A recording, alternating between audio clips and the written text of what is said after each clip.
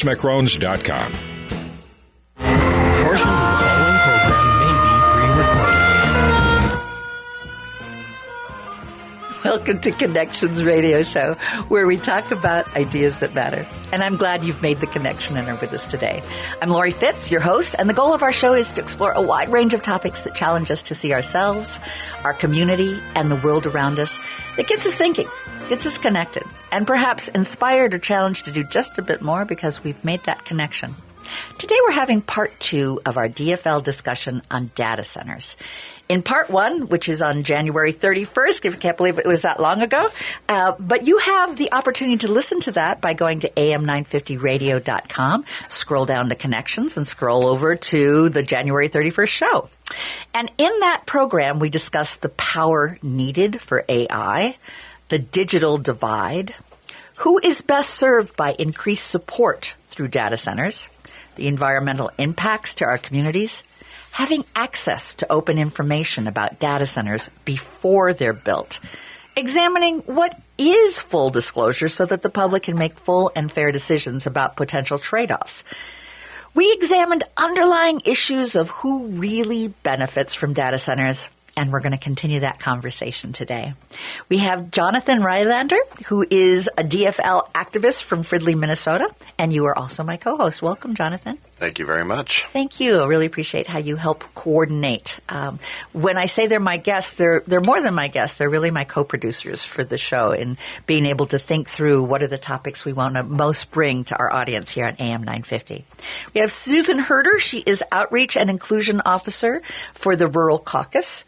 And she also is part of the Party Affairs Committee, and she's a Humphrey School student. Welcome, Susan. Thanks, Lori. Good to be here. Good to have you again. And we have a new guest, or partner, I should say, Aaron Clems, who is the Democrat candidate for the Minnesota House candidate 39A. And tell us that what that covers. Thanks, Lori. I'm really happy to be here. I live in Fridley, and the district that I'm running for covers portions of Columbia Heights, all of Hilltop, all of Fridley, and all of Spring Lake Park. Wonderful. Now, I mentioned at the top what we covered in our first show. Jonathan, I'd love to have you recap what you thought were the most important points, what you've thought about since the show. There's been things that have happened since January as well, and I'd love to just have your insights. Yeah, thank you, Lori. So there were several topics that we covered, and not to mention not the least of which was the environmental impacts, the energy requirements for these things, the use of NDAs, and also the discussion about jobs and the balance of benefits that we receive from AI, which are supported by these data centers that we're discussing. And Susan, I know that you had great questions about trade-offs and who really benefits. Have you been thinking about that, and what have you been? What was your big takeaways from doing the show, as well as your thoughts afterwards? Yes, I think about trade-offs a lot because personally, I think AI is here to stay, and we need to mold it in the way that will serve the most people, and I'm not sure that's happening right now. For instance, I was just looking at the city of Duluth's budget, which I know is a really obscure. Being in the Twin Cities, we probably don't lose sleep over what is the Duluth budget. But the mayor just said that they are going to they had a budget shortfall of like $5 million+ in 2025. Yet Hermantown, right next to Duluth, is building a big AI center, or a data center. I'm sorry. And so why are those?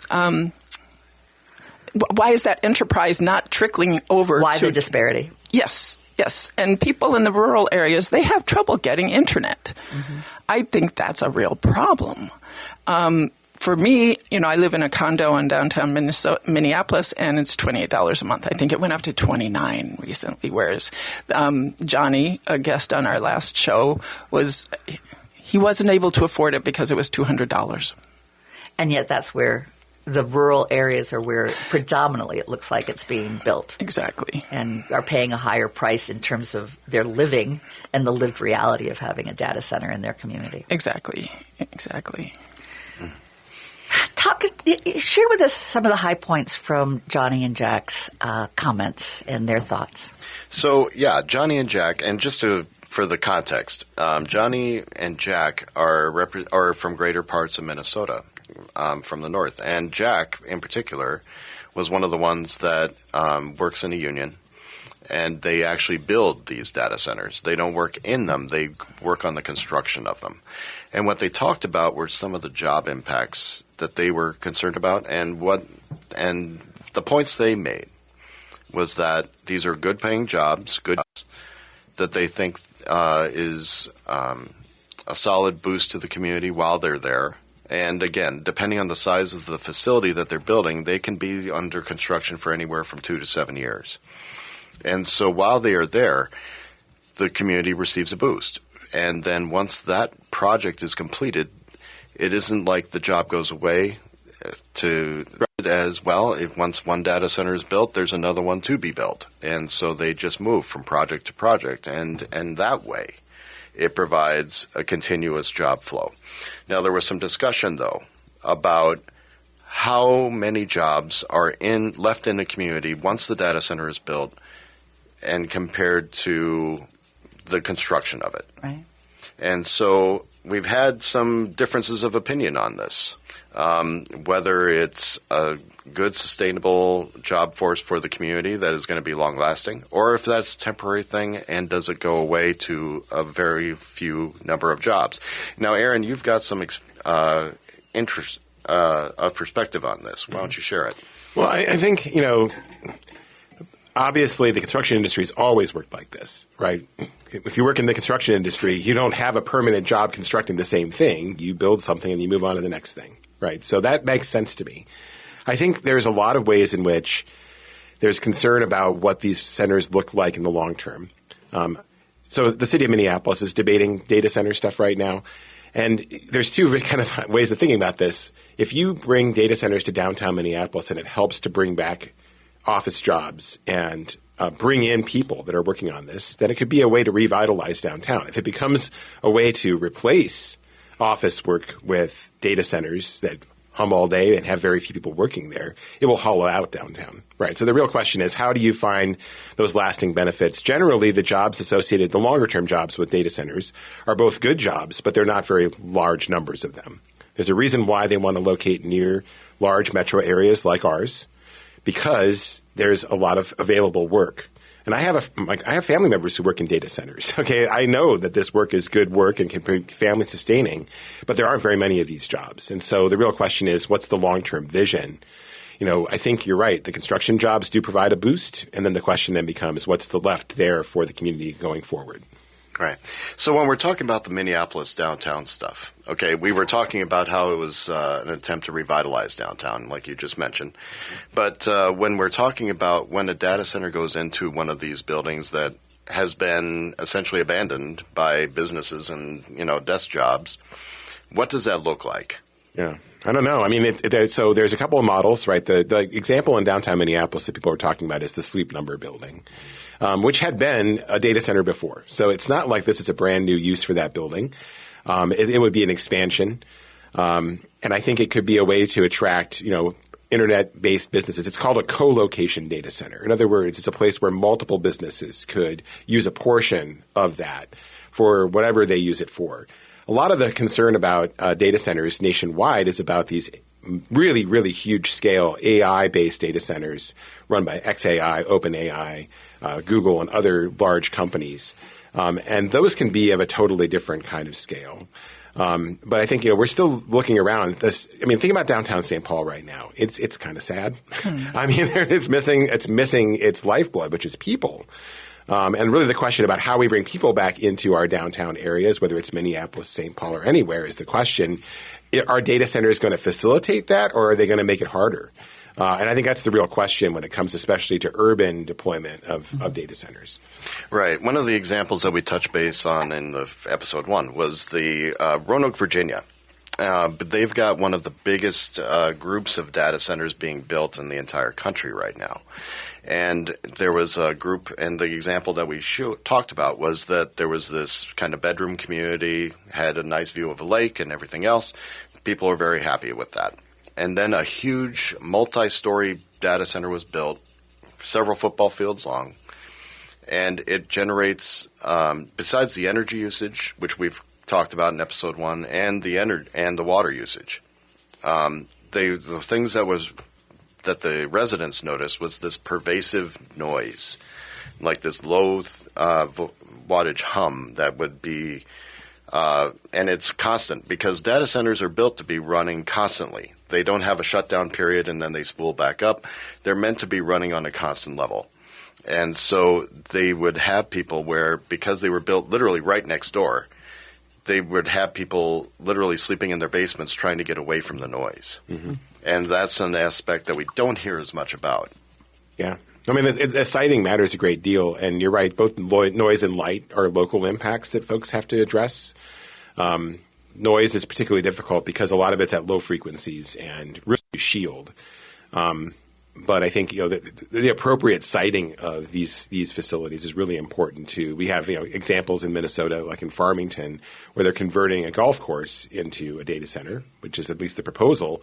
And there are folks who moved into their retirement homes, figuring they were living next to a golf course, right? And now they may be living next to 80-foot high buildings that are pretty loud and pretty bright, and that's a real problem for folks who move there, and that's why they're part of the reason why folks are concerned about that particular facility. Can I ask a question about the Farmington one in particular? Yeah. So let's see, I have two questions. One is 80-foot tall data centers. That's number one. Number two, I don't know if you can answer this, but it helps me put a perspective on it. I know golf courses use a lot of water. They do. And do you have a comparison about how the data centers compare to the golf courses in terms of drawing from the environment, what the environmental effect is? Right, that's a good question. So the Farmington data comes from what they call the Alternative Urban Area-Wide Review, which is a fancy name for an environmental study. And there are a couple of things we know about that. The 80-foot figure comes from the company themselves. That's the size of the buildings they plan to build. The figure for water use was about 900 million gallons a year from the proposal. We know that because that was in the study, but also because that's what they've asked of the city of Farmington. They want to build an entirely new water tower and well to serve this area. So I think there was water use, of course, for irrigation on the golf course. I don't know the exact number of that, but I know this is a much greater scale because the city of Farmington has to provide this water now. And they will do so through their municipal water utility as opposed to whatever wells were being used for the golf course. I'm still in shock. 80-story tall? Oh, 80 feet. 80 feet. So that would be about 3.5 stories. Okay. No, 2.5 stories. Okay. Yeah. Thank you. Susan has now exhaled. 3 stories. But when we were talking about the environmental impacts during episode 1, when water usage was obviously a big topic. And so one of the points, again, trying to bring in some of the points that from some of the co-hosts that we don't have with us today, with Jack and Johnny, is that they were talking about data centers that are able to use water on a recyclable loop, which cuts down on the water usage. It still is a massive amount of water. However, what they were saying is that the water usage from some of these types of facilities would use less water. The point they made was that it uses less water in a year than a car wash uses typically in a week. I mean, there's technology to cool these facilities that range across a whole variety of techniques. And generally, the trade-off is between water use and energy use. Right. The more water you use to cool, the less electricity you use to cool. The cool, right. Right. I mean, Minnesota banned what's called single-pass cooling back in the 1990s. And that, for a while, we were literally pumping groundwater and just cooling stuff with it and then just discharging the groundwater. That's illegal in Minnesota. So water use is mostly about what they call evaporators or chillers, right? So they go on there, they convert water into steam and release it into the atmosphere. That's how water gets consumed. So there are very water-efficient cooling systems. They also tend to be pretty power-hungry. Mm-hmm. And while we have a moment, I want to recognize Johnny and Jack. Johnny Forrest is a retired IUPAT Local 106 SD7 DFL chair, and Jack Carlson is the Duluth Building and Construction Trades President. So I know we keep talking about Johnny and Jack because we know them well, but I want to make sure our audience knows and we acknowledge their support. But yeah, the challenges with the water. Right. Tell me more. Well, again, like Aaron was just saying, the water usage is a big concern because we're already seeing lake levels and other areas already depleted before data centers are even introduced. And we're also seeing contaminants introduced into the water when they're used in this way. Part of it is to prevent algae and other things building up in the water. But so there's pollutants that are introduced into the system. And even when you've got it on a recyclable loop, which sounds great because that's recycling, right? But you, like Aaron was just saying, you need energy to cool the water back down after it's gone through the system to cool down the servers. So it takes energy to cool the water back down again so it can be reintroduced as coolant. So that's one of the challenges. And it's either one is going to require a drain on resources. Right. We were talking about energy in the first episode too. And one of the things that we discussed is right now, as far as the amount of energy being used in the United States, right now it's fewer than 100 terawatt hours. Now, we talked about terawatt hours. What is a terawatt hour? So if you remember, I used the example of Back to the Future in the first one. The amount of energy it took to get the time travel thing going was 1.21 gigawatts. We're dating ourselves here. But it's fun. Which is like 1 million watts of power as a gigawatt. What a terawatt hour is 100 or is 1 million gigawatts. So we're talking about a huge amount of electricity. And that's just in the United States, in 2020, we were using fewer than 100. If all the data centers that are built, that have been proposed, were to go into place, we would be going over 400 terawatt hours, 4 times what we're currently using. And that's just by 2030. Just with those proposals. So we're talking. Where is that energy going to come from? And that's the question. Yeah. Because we are seeing impacts on local, where these data centers are being built, where their utility bills are skyrocketing. Right. And because the costs are not being absorbed by the companies that are building them. Yeah, there's a real dispute right now about going behind the meter to build their own independent generating, right? So some of the worst examples, quite honestly, down in Memphis, XAI has built a facility. It's right on the border of Mississippi, and they're firing several dozen gas turbines that they've just brought in on trailers to build the electricity behind the meter to run this giant operation. It's right next to a bunch of residential areas. It's creating air pollution. It's a real problem. I mean, you're seeing utilities actually in Minnesota rushing, I think, to create contracts with some of the large data center users. So, for example, in Google's case, both Minnesota Power near Hermantown and in Pine Island, Xcel, have reached agreements with them to provide power, and the company, Google, will build additional clean power resources to provide a portion of their power demand. I think really the issue for us right now is it's the rush. It's the kind of gold rush to get things in the ground immediately that creates all sorts of problems because utility planning is not something that happens in the scale of months. It happens in the scale of years. And so a lot of the utilities are really falling behind their ability to serve this increased demand. Or even project, I would assume. Yeah, I mean, and I think that's the other thing, too, is that for all of those projections, and I think that's very accurate, John, it's more about how much of those proposals will actually get built. Here in Minnesota, we're seeing about half of them already drop away. And I think it really depends on the company, right? Some of the companies like Google, right, their methodology is they want to actually develop a site. Then there's a lot of developers who are more about prospecting. They want to come up with a site that would work and then find clients to serve it. And that is much more speculative. And I think those are more likely not to happen. Whereas I think when you see a large company backing it, for example, Meta backing the facility in Rosemount or Google in Pine Island or Hermantown, those are much more serious and are unlikely to go away. And really it's more about what would happen if they were built and how do you serve it. One of the things we discussed, too, was the possibility or the proposals that have been made about reintroducing nuclear power and not only reactivating existing facilities that are no longer in use, like 3 Mile Island, exactly. 3 Mile Island is possible of being brought up back online. Yep. But we're talking about also the development of mini reactors around these different things, which is part of the proposal that a lot of states and communities are making now where they want the companies to bring in their power. Yeah. And so, but there's still, again, the concerns of waste. There's still the concerns of a matter of time because it takes time to build these things. The most likely scenario for most of these nuclear reactors is they wouldn't be able to be brought online until at earliest 2030. Yeah, I mean, we don't have any existing commercially available small modular reactors in the United States. Okay, I mean, but they could be developed. But as far as remember, we're doing this on the scale of months, not years, and so we're pushing stopgap measures like gas turbines into operation. It will take a long time to develop a new nuclear industry in the United States. And with that, I'm going to need to have us take a break, but there's going to be a lot more conversation to come. Great opportunity to examine the risks as well as the benefits of data centers, because this is something that we're going to be dealing with for quite some time. And I appreciate the great conversation we're having so far, and we'll have some more here on AM 950, the progressive voice of Minnesota. Welcome back to Connections Radio Show, where we talk about ideas that matter. And we are continuing our conversation on data centers. I'm Lori Fitz, your host.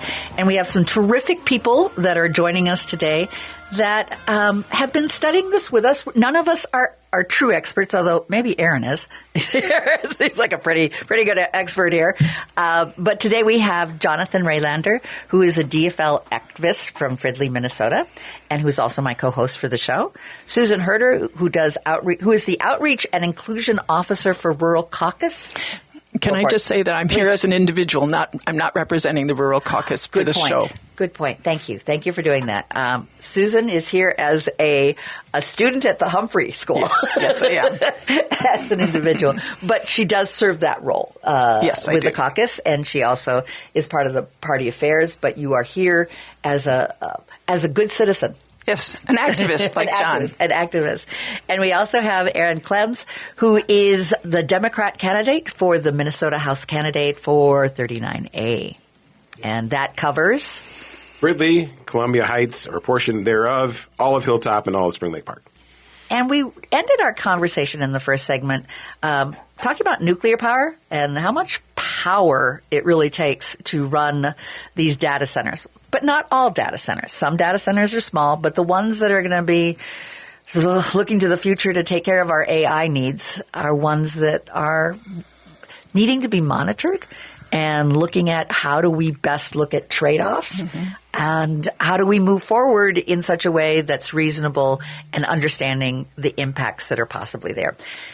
And I'm going to throw it over to Jonathan, who was leading the discussion on how much energy does it take, and is it nuclear? Is it what? And I'm going to let you continue from there. Okay. Well, one of the things that Aaron brought up in the first part of the show, you talked about behind the meter. You want to explain that term for folks? Yeah. So, I mean, when you go and plug in your toaster or whatever, you're getting power from the utility, right? You're getting it from the grid. Behind the meter means you're not on the grid at all. You're creating your own power, or at least a portion of that power.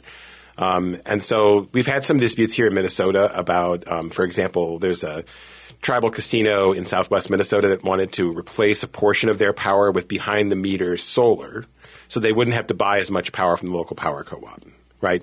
For some of these, especially really quick deployment data centers that are happening in other parts of the country, folks are supplying their own power through gas turbines. Sometimes they're reactivating a coal plant and then just plugging it basically right into their operation. Those are what are called behind the meter operations. So the utility is not providing the power, but the data center itself is generating the power. Right. You had asked in the last segment about how many are there out there, and I did look up some information for you, Jonathan. In Minnesota, while most are in and around the metro area, there are 12 markets, and there's currently 74 data centers in Minnesota. And potentially how many in the future? Well, there's 3,000 in the United States, and projected that there's going to be at least 165% increase in that. Right. Yeah. Yep. You were looking at a lot of the same data that we looked at for researching the first show. Yeah, exactly. But another thing we were talking about, too, were trade-offs. Yeah.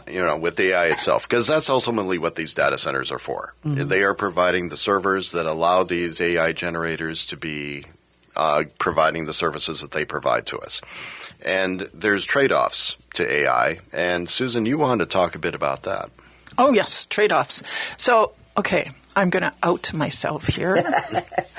I use AI. I have been subscribing to ChatGPT for a while, and it took me a long time to get to figure out how to use it because it can make errors. Please do check if you're using it.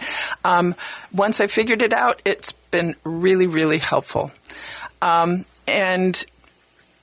there is that good part of AI. And I'm sure most of us have heard the bad parts of AI, kids using it and being encouraged to do things. Terrible things, just terrible things. So, that's one aspect of the trade-off of AI itself. But then of data centers, data centers, I guess, wouldn't even exist really if it weren't for AI. And our use of devices, it looks like John has something to say about that.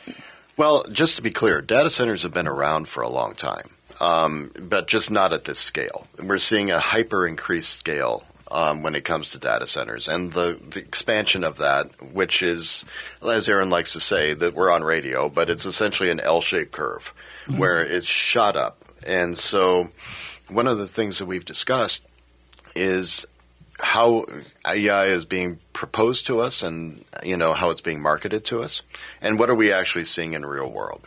And some of the NDAs that are out there, when they're being challenge us to know fully what may be involved, and yet the argument is there's some perhaps information that is that they feel that they don't want to share because it has proprietary impact, or then they don't want to have that be shared.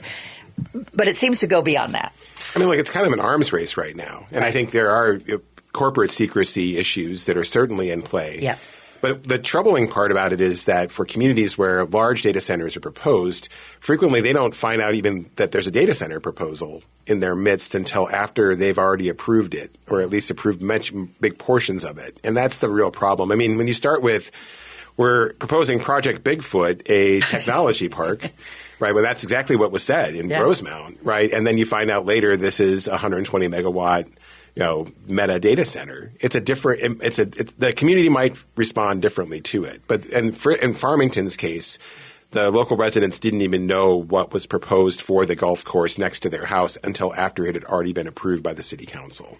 And I think non-disclosure agreements are part of that because even if they don't prohibit, I mean, you can't override Minnesota law, right? You should still have to disclose if folks ask for data, government data, whether or not you have a non-disclosure agreement. And people widely agree on that. However, when you've got city employees that know that there's a non-disclosure agreement that they've signed, they're going to be much more tight-lipped about talking about the project as a whole and be concerned about violating that contract when they're interacting with members of the public who are asking questions about it.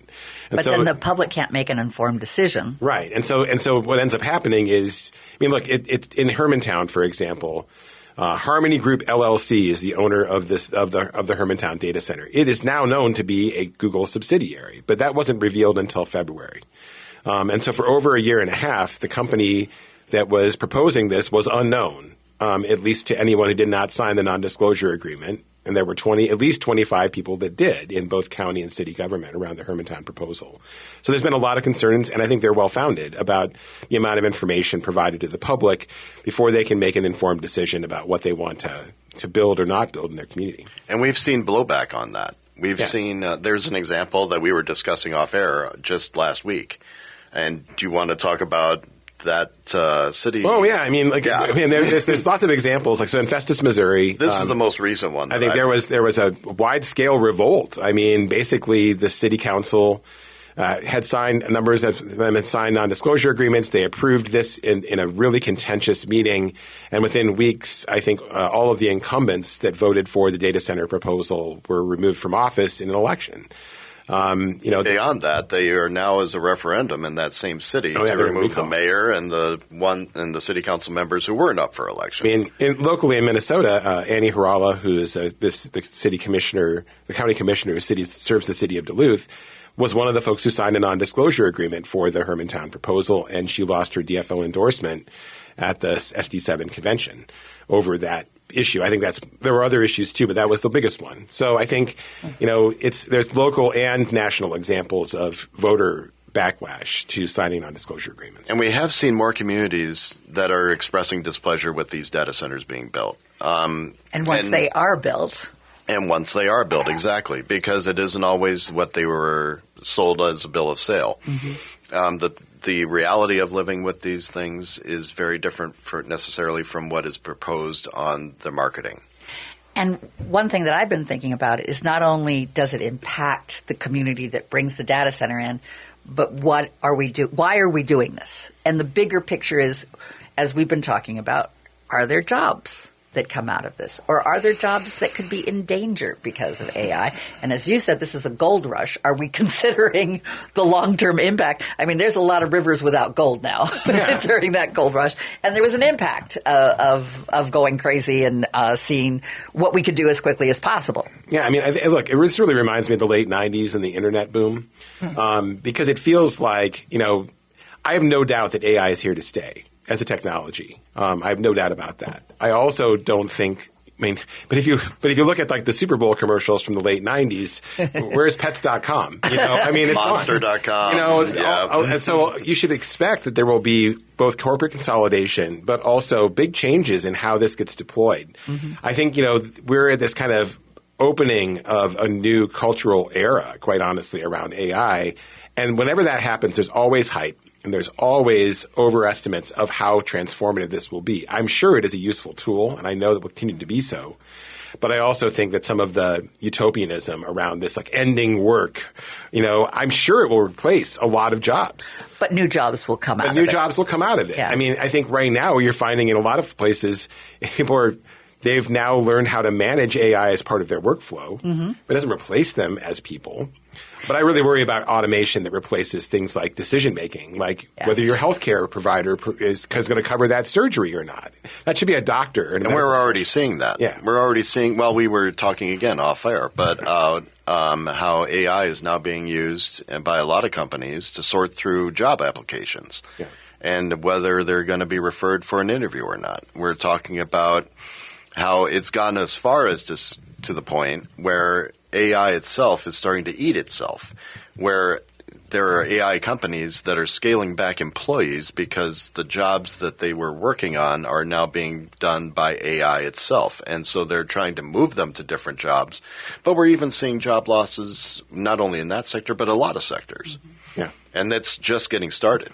Yeah. I think part of it is being able to know how to manage it. What are the questions that you ask of AI? And then how do you make sure that those answers are accurate, or is it just trying to please you?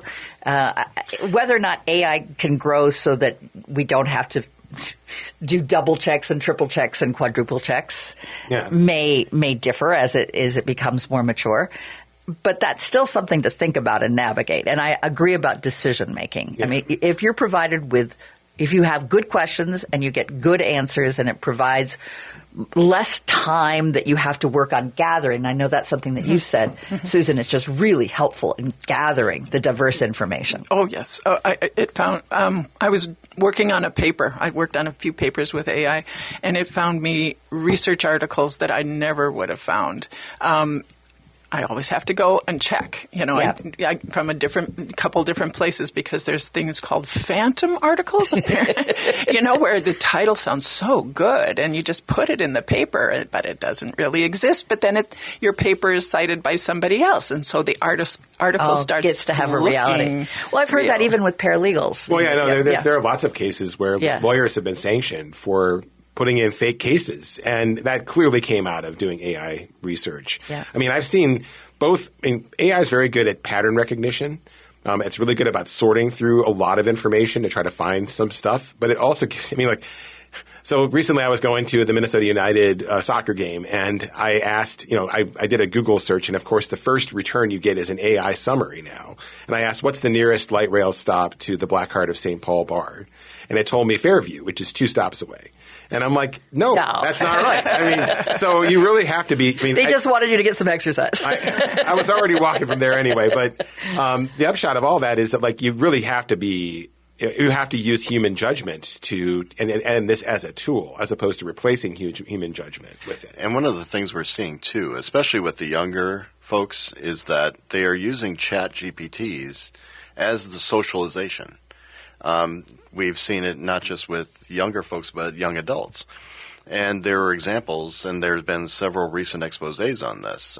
John Oliver did one. So did 60 Minutes, where there were people who were asking AI, ChatGPT, if they should invest in a certain kind of business. And one that we've found, and this has been confirmed by people who create AI and who are some of the CEOs of some of these firms, where some of these chat GPTs are designed to please the user. Mm-hmm. It's not designed to be an objective observer.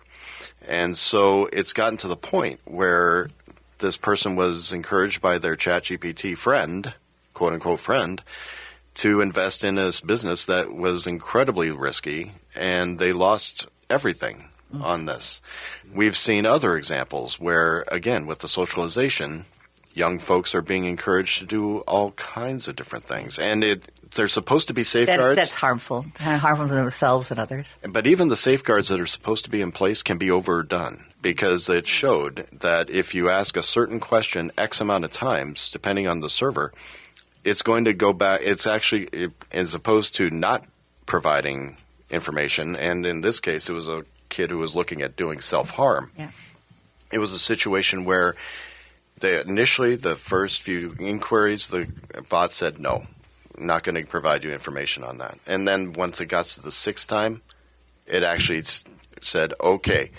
And then it actually gave instructions on how best to do it. Mm.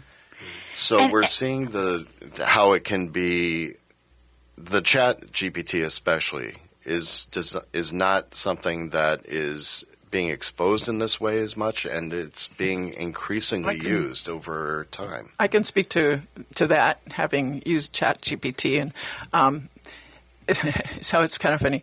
When I first started using it, it was very friendly and very, encouraging, and always said, "Oh, that's a good point," or that kind of thing. And then one day it just piled on with that. You're extraordinary. This is the best thing. It's something, and I said, please don't do that again. I don't like that. I don't need to be pumped up. I don't want a sycophant here telling me.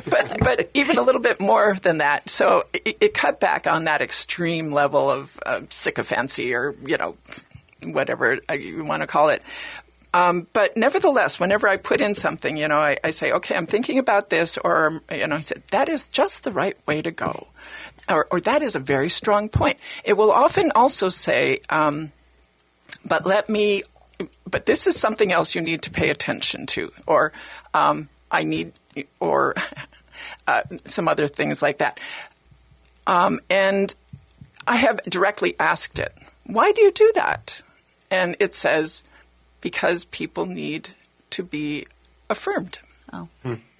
I don't know if you've seen this, but there's a really great video that Bernie Sanders put out a couple of weeks ago where he interviews Claude, interesting. Anthropic's AI agent, and is asking Claude about the impact of AI on society. And it's actually a really interesting conversation. It was very candid, actually. Yeah, it ends with basically Claude encouraging Bernie Sanders to go further in exposing what's happening. How bad this is. So I think it's – I also I still am on Twitter. Don't tell me why that's bad. I know that it's bad. I like that you don't call it X. I refuse to call it X. But the upshot is there's this kind of trope on Twitter where folks will ask Grok, is this true?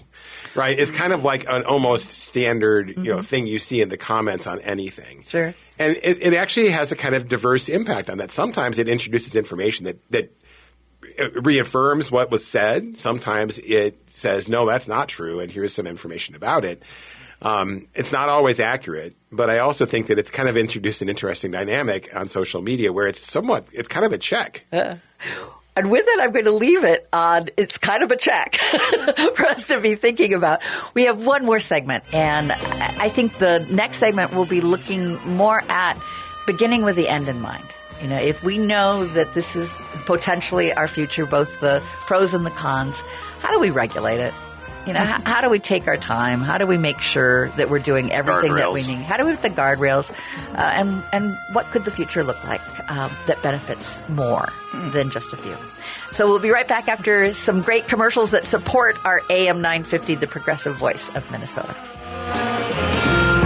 The surveillance crisis. Yep, we're back. Good morning. Here we are on our final segment of Connections Radio Show, where we talk about ideas that matter. I'm Lori Fitz, your host, and we've been having a wonderful, lively conversation about how we look at data centers. And this is a continuation of the program that we did in January 31st. So you can look up our first show by going to am950radio.com, go to Connections, click on that, and then go down to the January 31st show that gives sort of the foundation of our conversations that will be continuing. But today we have, again, Jonathan Raylander, who is the DFL activist from Fridley, and who is my co-host. Welcome. We're glad you're here. Thank you for all that your work on this.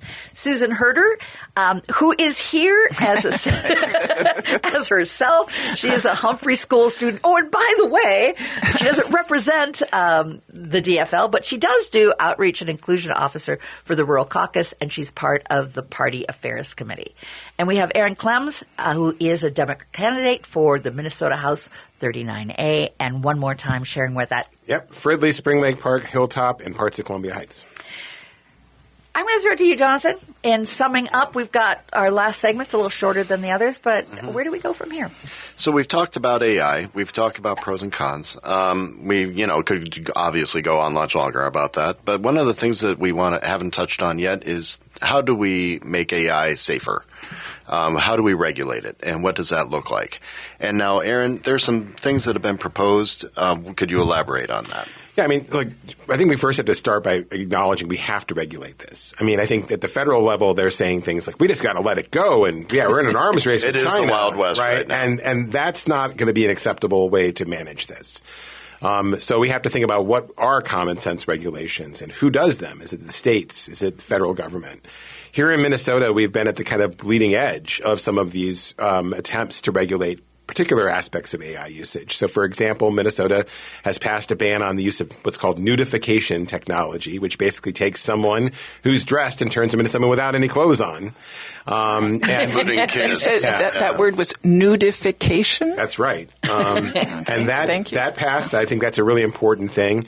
There's also been bills about surveillance pricing, right, and the use of AI to make healthcare decisions. And I think those are some of the initial kinds of things we have to look into. But let's just be honest, AI is going to be so pervasive and such an important part of our society that it's going to be, I think, one of the most important issues that legislators have to confront, both at the state level and Congress folks in the United States and the federal level have to confront as well. I think it's going to happen for the next 5 years. I don't think this is going to be going away. I think it's going to be becoming more and more important, become the top 3 issues. I mean, I think it might go beyond 5. Yeah. But we've talked about what do we want regulations to be? I mean, we've talked about some of the examples that have already gone through. But what do we want it to look like in the future? What kind of protections do we want to see?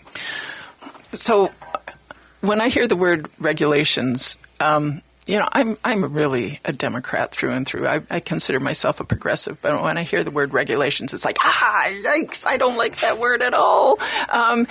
So I would like to propose that we stop for a moment and think about what we would like it to look like, how we ideally want it to work in our lives. What would that look like? So for me, part of that actually is what really bugs me is that these titans of industry, these people who have more money than they have so much money they live in practically a different world than we do, and they are making these decisions. That bugs me. I don't know what to do about that. I can kind of figure out how to look at what ideally I want AI to be in my life, and part of that would involves helping people adjust to the big change. It's going to be a big change, and we don't really know what that's going to look like. But if we had some way to support people during that change, we've talked about kids, helping kids know how to use it, and the change it's going to make in jobs. We don't really know what that's going to look like. There's probably going to be more emphasis on person to person. That's probably going to be more valuable.